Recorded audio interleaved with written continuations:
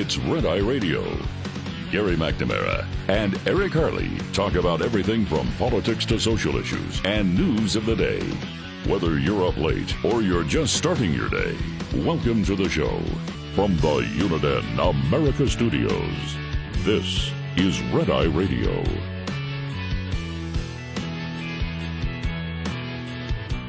And he is Eric Harley, and I'm Gary McNamara. We are Red Eye Radio. Hi.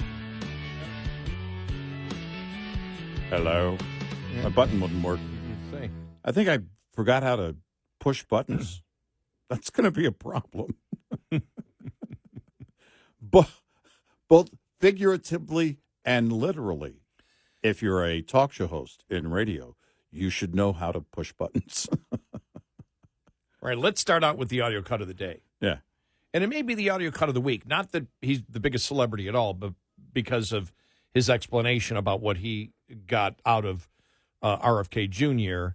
Again, with we're not calling it a full endorsement. It's a semi-endorsement. Yeah, it's of Trump. It's a partnership. Yes, he doesn't agree fully with Trump, even though he said MAGA to him does mean vitality. Did you see that? Yeah. And he said at the end, by the way, make America healthy again. Yeah. And so over the weekend, Maha was trending instead of MAGA. Which, it wasn't in a negative way. It was like, basically welcoming the whole RFK Jr. Look, thing. Yeah. For all intents and purposes, let me correct what I said there. It is an endorsement because there is no semi-endorsement of Trump. If you rub his hair, you've become MAGA. Yeah, we should. And in fact, we'll have to go back. Let's walk it back even further. Yes. If your last name is Kennedy and there's a junior after your last name and you have any moments on a stage with Donald Trump in 2024, you are connected at the hip forever. Endorsement is not a strong enough term. It doesn't even come close. See, you're practically married to Donald Trump. Right. We're willing. In fact, Democrats that are for any type of marriage are against this one. This is the one they oppose. Yeah. This love is not love. Love is not always love. No. Oh, my gosh. And by far, for them, this is the worst of any Kennedy scandal. Yes, by far. Bay of Pigs? Come on. Chappaquiddick? No, come on. Big deal whatsoever. No, RFK Jr. and Trump. That's the big one. Marilyn Monroe? Yeah. Come on. No. Yeah. But,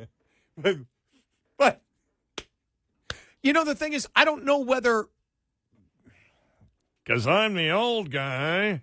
Mm-hmm. Well, there's my incorrect stereotype of the elderly, right? Yeah, way to go. I'm the old guy, but when it came out, the indignant shock from the media, Kennedy doesn't represent the Kennedy family who stands strongly behind Kamala Harris, and the legacy and the history of the Kennedy family is strong. Shut up. Yeah, let it go. Who's the Kennedy family? Right. Who else is in office or running for office? Is it Caroline? Is that it? I don't know. I mean, who is the Kennedy? The Kennedy family. Who the hell's the Kennedy family? And who are you to say? So the Kennedy family is telling me that JFK would stand behind today's Democratic Party? Right. Really? All right. What is the drug of choice? What is the hallucinogenic drug of choice this week for the Democrats and the media? What am I missing here? Is there a new synthetic drug out there? It's some serious mushrooms. I mean, for God's sakes. I mean, it was like, if there's, and I don't know whether anybody who's not my age or older understands how hilarious that is, or understands a reference that they were making was, we're talking about the Kennedy family and Camelot. Mm-hmm. We're talking about the castle, the Camelot Castle, mm-hmm. And liberalism and the Democrats. American royalty. When the Democratic Party represented heaven. Yeah. It is a utopia. It is a nirvana. It is the Kennedy Camelot story. Mm-hmm. Could you bring the babes into the other room? Shh. Well, and what's his name with Tom Cotton on, and Tom Cotton bringing up RFK Jr. and then him saying, well, but basically implying he's not a real Kennedy. It's RFK Jr. There's Jonathan Carl. One of only 3 Kennedys, by the way, to use, his initials. Think about that. There was JFK and RFK and RFK Jr. I guess JFK Jr. I guess John Jr. John. Did they use JFK? No. It was John. No, it was John. It was John. Yeah, okay. At least, I know it was for Elaine on Seinfeld. Oh, yeah. Mm. It was John. Mm-hmm. Oh, yeah.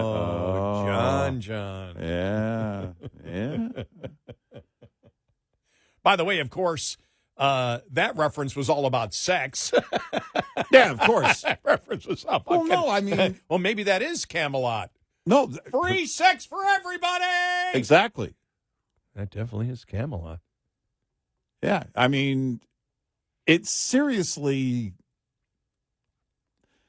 They look at this entire thing, because I don't feel any differently about RFK Jr. politically than I did before. No, neither do I. No. This is a numbers game. But it also is, in terms of the strategy.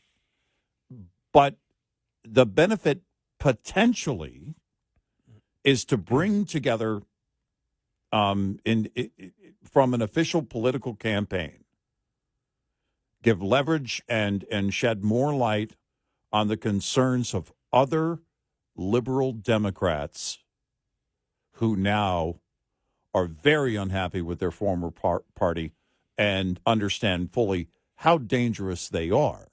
And that's, I think, probably the greatest potential here. If that plays out, whether or not that's going to play out, I don't know. All right, here's the audio that we want to play, because this sort of lines it out. I think this is really, we started out the show with this and want to play it again. And I love this audio because it really puts within just 2 segments, very short segments, exactly what this is about to many Democrats out there.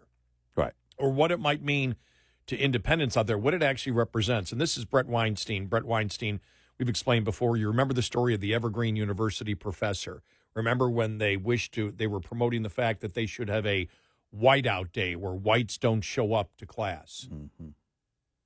In order so minorities can be there without the oppression of whites. Yeah. And he said, sorry, this goes too far. And he publicly came out against it. Then apparently was having one of his classes where then the protesters came in and he didn't feel safe. And they said, sorry, we can't protect you. And so he ended up suing the university, settling. He and his wife settled. Both left working there, resigned from there. And then remember, they moved to Portland, Oregon. And I don't know, I was looking to see what he was up to lately. And I did check Wikipedia. Wikipedia still has him living in Portland. But in 2022, he did a podcast where he said, we can't live here anymore. And he said I don't know if he ever went through with it, but he was talking about buying a gun. Yeah. To protect his family. Yep. And he was moving from Portland. So he has now completely rejected, as a lifelong Democrat, the Democratic Party. Yeah. And he talked about what this represented to him. Kennedy now marrying Donald Trump. I had to say that. No. Actually suspending his campaign and trying to pull his name off the ballot completely in the 10 battleground states in order for Trump to win the presidency. Right. Here we go. Well, I think this is absolutely monumental because I think we are in a novel moment in American political history where many of us who hold different positions on the political spectrum, have different priorities with respect to policy, are finding that none of our differences matter in light of the jeopardy that the republic is in. And so what he is effectively doing here is he is saying those differences aren't going away, but they're just simply secondary.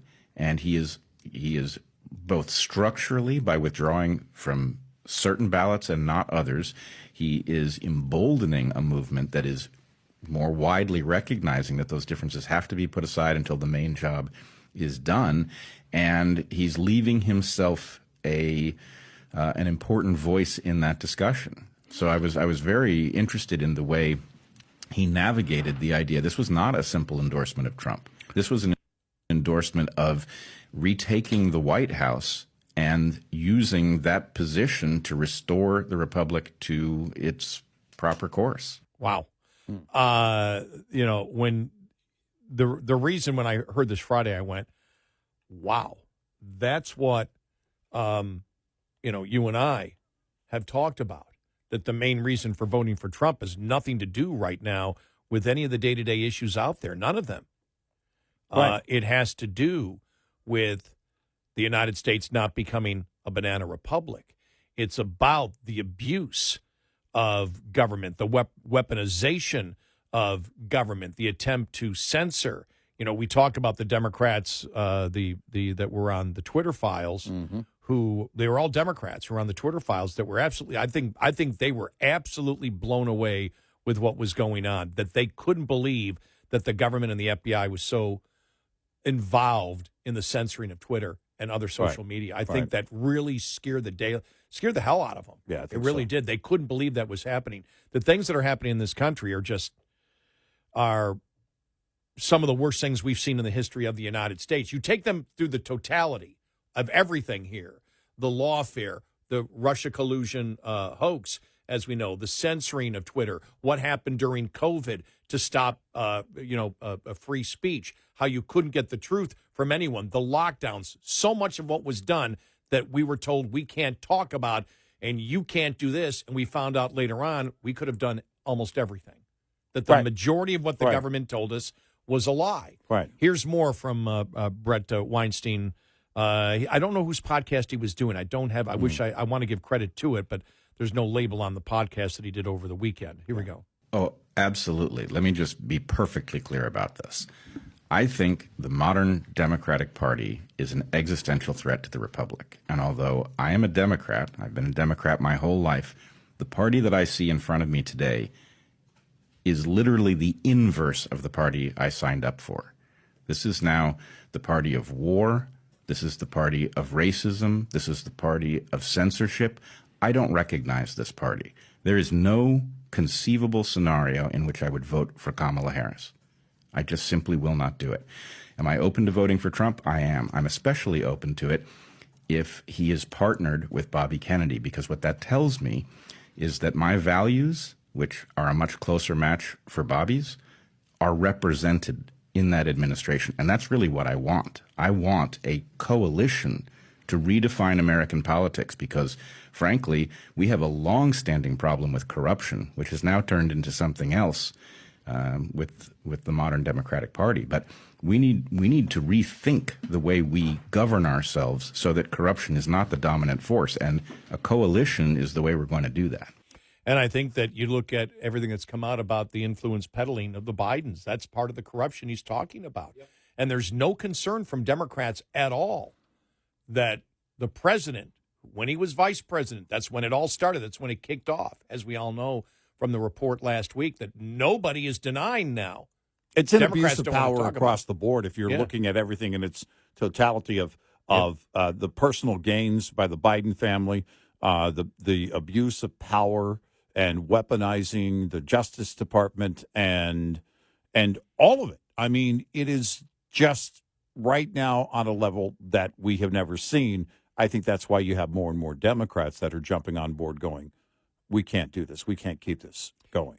866-90 Red Eye. This morning's USDA Farm Report is brought to you by House Products. Tested, trusted, guaranteed since 1920. What fall fruit favorites will there be plenty of for us to enjoy this season? Fleming Gibson of USDA's National Agricultural Statistics Service looks at this year's U.S. grape harvest. We are up 7.7% on production. We did add New York and Oregon back to the estimating program for grapes. That was one of our program changes to add them back in. Top grape growing state, California, reported a year-over-year production increase. Peach production forecasts indicate Up 22.2%. California, which is the largest producing state for peaches, is looking at the highest production since 2017. Also, Georgia and South Carolina peach production significantly rebounded this year after lower 2023 production due to freeze events. As for pear production, 520,000 tons this season. This will be the lowest U.S. production dating back to 2007. with weather-related below normal production for top pear growing state, Washington. I'm Rod Bain reporting for the U.S. Department of Agriculture in Washington, D.C. This report brought to you by Cenex Fuels and Lubes. Get in touch with Red Eye Radio, toll free at 866-90 Red Eye.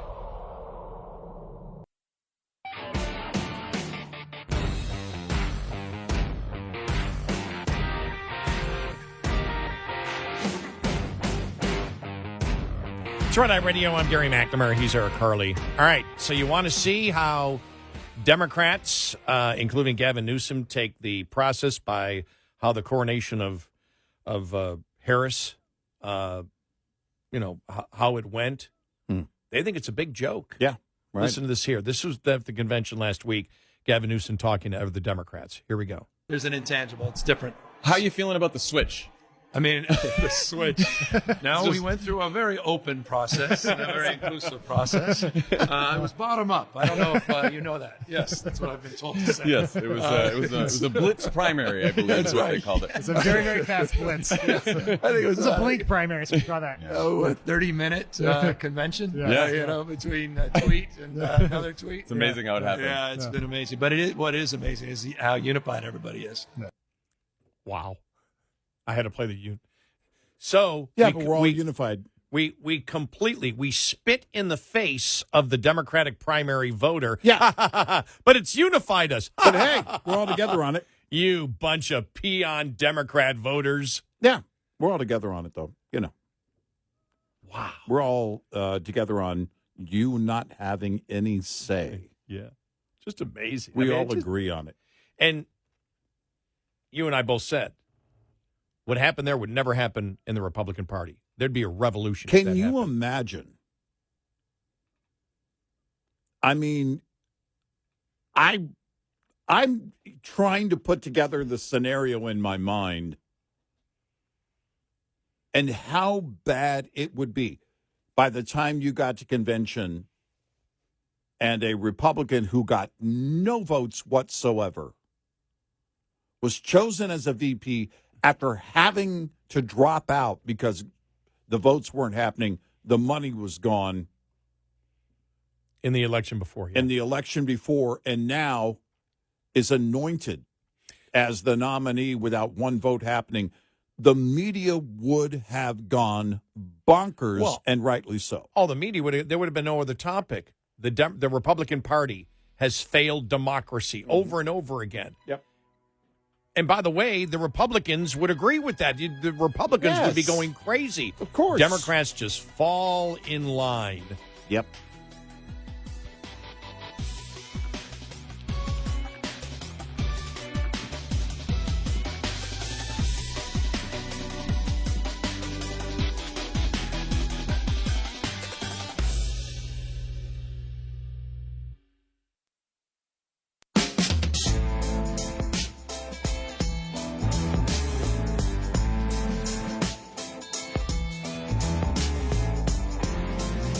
On our website, rediradioshow.com. Show info with stations, podcasts, and more. Red Eye Radio.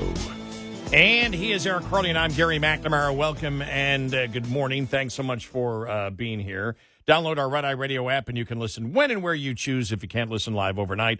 All right, in an attempt to calm down the fears of potential supporters of Kamala Harris in the grocery industry who see economic disaster in Vice President Kamala Harris's food price control plan, surrogates are suggesting it's a moot point and will never be approved by Congress. Hey, don't worry. We're not going to really do this. We're just saying it because we don't know why we're saying it. Yeah, exactly. There's actually no benefit to saying it. But that's the one thing that encourages her to be quiet, because every time she comes out with something, it's just blasted. Well, every time she actually takes a position on something, it's boom. I mean, price controls was the first things that she said, right? And it ended up being a disaster, an absolute disaster. Other liberals were coming out going, price controls? What are you, crazy? The grocery store industry and even some economists usually sympathetic to Democrats are also alarmed, Politico reported. According to unnamed Democrats in Congress and congressional aides, neither price controls nor price gouging bills will become law anytime soon. The sources claimed this is all about talking points. I love this is all about talking points that everybody rejects. You got to understand. Look, this isn't going to happen. This is just talking points. Yeah. We're talking points about what? Yeah. Talking points that for what everybody purpose? Will reject. Exactly. We're just saying it why, but we don't know why we're saying it. We're just saying it to say things. According to unnamed Democrats in Congress and congressional allies, neither price controls nor price gouging bills will sail into law anytime soon. The sources claim this is all about talking points and trying to convince voters that even though Harris was the second part of the Biden-Harris administration, she was trying to shift the blame for inflation from President Joe Biden to corporations. Mm-hmm. Well, that's actually the truth. Yeah, exactly. It's very clear to me that these are very general, very lofty goals. Very general. We're going to put price controls on food. Yeah. I mean, I don't know. Of course, you're not going to give specifics because that's when you start going down rabbit holes. Like what? Oh, and you know who started giving examples? Elizabeth Warren, who got killed by Joe Kernan on CNBC. Right. Well, in the argument, I want to make that clear. Killed in the argument. Yeah. There are, we do not believe in killing not anybody. in the literal sense. Right. The entire thing, we talked about how impossible it would be to write. How do you write such a thing? If Congress were to do it, how do you write such laws? I just love this here. Margins outside of this, profit margins outside of this would be illegal. The Politico noted, oh, God, this is just... I did have this conversation over the weekend with a couple of people, though, when they were asking, what, that Democrat? I said, we are dealing with children. Yeah. We really are dealing with children. It's...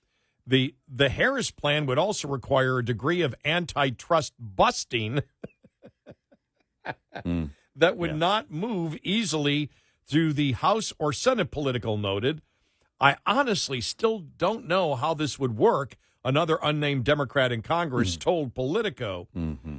Some, here we go with the sum, but I like this. So some analysts are wondering just where Harris is getting her policy advice that increasingly favors government control from food prices to housing.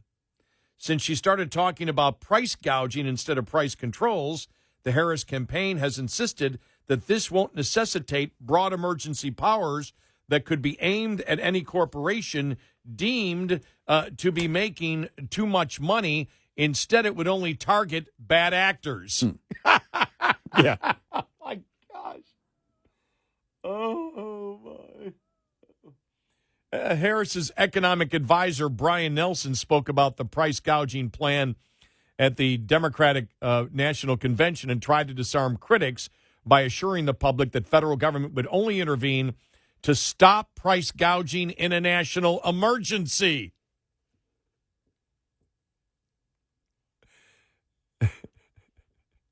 Make it up as you go along and then go backtrack. And What? Now, how do we define national emergency these days? See, I would say, now stay with me here. I would say that a national emergency would be an attack on the country, right? Yeah. Or some type of natural disaster. Mm-hmm. I would not view, as Elizabeth Harris was talking about the last emergency, a government emergency on a pandemic, especially when we find out everything that was done that helped increase prices was done by the government. So the national emergency that actually caused, because it was a reaction to COVID, not COVID, but the government reaction to COVID that caused so much of the supply chain interruption, people not working, not being able to move the product through, and then everything after, including the trillions of dollars spent, which was the final nail in the coffin for sane economic policy, which caused the massive inflation. So is a national emergency wrong government reaction to what they think might be a national emergency, but was way overblown by the government? Well, yeah, I mean, create your own opportunity by creating the national emergency yourself. Force the market's hand, the market responds, boom, go after the market. Well, they need to get their talking points because when you had on Friday, I mean, this talking point came out, I guess, apparently later on because Elizabeth Warren didn't get when she was arguing on CNBC, she didn't get the talking points. No. Not in general times, just national emergencies. Yeah, right. You know, like pandemics, summer. Whenever we deem fit. So she's going to work with Congress to ensure that it is directed at bad actors, bad activity, Nelson said. It's not meant to set prices or price levels or anything like that, and that is not the current state laws around price gouging are. Well, if you got the state laws, you don't need the federal laws because every state can do it right where the price gouging is happening. But as we have found out, though, price gouging sometimes can be the best way to go. We talked about the guy who down in Katrina, the famous story of the guy down in Katrina that John Stossel brought up. People were begging for generators. Mm-hmm. And so apparently they have a law that say you cannot raise prices, 15%, over 15% during an emergency like this. Mm-hmm. So this guy's watching the TV and he sees these people. Everybody needs a generator. So he gets a van, rents a van from another state, packs the van, goes and buys generators at retail price, brings them all the way down, wants to recoup all of his costs. So basically it's double the price. So if it was a $500 generator, it'd be $1,000. He had all the customers he wanted. He ended up in jail. Nobody got the generators. He ended up in jail. Yeah. Nobody was forcing anybody to do it, but nobody else could come through with the generators. He didn't have the buying power to buy them at a wholesale level. But he goes to jail.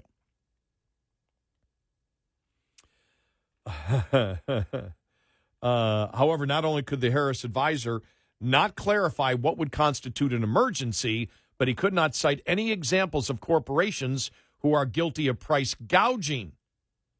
That's why I think it's not a serious policy, a food industry source told Political. It sure polls well, the person said, but it's an obvious effort to deflect blame from her administration on inflation. Grocery stores are already operating at low profit levels, and the thought that they are fueling inflation after the billions spent by the Biden-Harris administration on imagined COVID relief and questionable infrastructure bills strikes grocery store owners as both unfair and more. So there you go. Yeah, look, It's only going to be, they only need it to pretend to care about the consumer. But think about that. Follow that through. It's a problem that's not happening. Well, it's not. And why would they care about the consumer? They didn't care about the voter. See, they're acting as if they care about the American people. They throw all these things out. The Harris campaign throws all of these things out. And the biggest first step in this entire equation demonstrates that they care nothing about the actual voter. Why would anybody believe what they're promising? Well, and the thing is, they're having to walk it back because we know what it was about. She didn't say during a national emergency. What she said is the food industry is gouging. Mm-hmm. Yeah. That was the whole point. Right. It wasn't started only during, if you come on and say during a hurricane, there will be no gouging. Right. Hers was the entire narrative that corporations caused the inflation. That's what her administration had been saying all along. Yep. It was not monetary. Let's be very clear here. The Biden administration, which she is a part of and received criticism for, was saying government policy and government spending and loose monetary policy was not responsible for it. It was corporate gouging, that was massive corporate gouging that was happening across the board, and in the food industry especially. That was their argument. Then they started watering it down. Because at that point, that's where you're talking about, again, price fixing. Because you're saying, okay, during all of COVID, then nobody should be able to raise their prices beyond a certain amount. But what are you talking about? Because a lot of the price increases initially came from the supply chain. Why? Right. People weren't working. Right. Because government shut it down. Well, was that a national emergency if government shut it down? And as we all know, the vast majority of what all governments did around the world was the wrong thing to do. And it was questioned at the time, by the way. It was questioned at the time. We questioned it at the time. Yep. And so what constitutes, you're going to put out something like that, and then they say, well, it's not price controls, it's gouging during an emergency. How long of an emergency? A week, 2 weeks after a hurricane hits, that you can't price gouge. But then again, as they find out, if you can charge 30 or 40% more for a particular product, you can get emergency supplies into the areas that need it because there's a profit margin for people to bring it in. Yep. And if you can't get it and you voluntarily want it, who's the government to get involved and say, no, you can't do that? Well, look at a convenience store versus a grocery store. You're willing to pay more because you can go in and get it much faster without having to go into or drive to a grocery store. You go to the convenience store on the corner while you're gassing up. Is that price gouging because they charge more than the grocery store? Oh, my or gosh. Is it the actual convenience part of convenience stores that we're willing to pay for? I have seen $2 a difference in the bottle of water between the convenience store around the corner from me and the grocery store 4 miles from me. So for a 3 mile difference, I'm paying $2 more for a bottle of water. Right. Should that store be shut down? Right. Because you're paying for a convenience. Yep. But you can't do that. But that's unreasonable. Right. Why is it unreasonable? Because I say so. Exactly. I don't want it to happen. Right. 866-90-RED-EYE. We'll be right back with more Red Eye Radio with Eric Harley and Gary McNamara.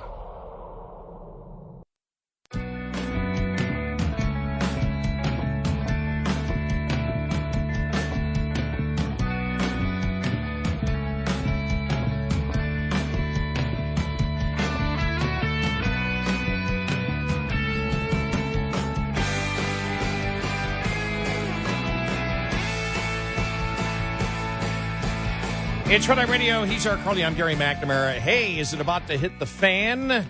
I said, when it comes to transgenders in sports. Transgender golfer Haley Davidson makes the cut for the next Q Stage school.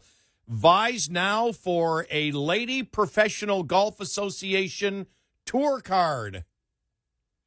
So a man may soon be in women's professional golf. Well, all right then. I guess the LPGA. I don't know why they wouldn't allow it, right? Are they going to? I mean, why wouldn't it go through? It's 2024. You have to be open-minded. Sorry, ladies, you had your time.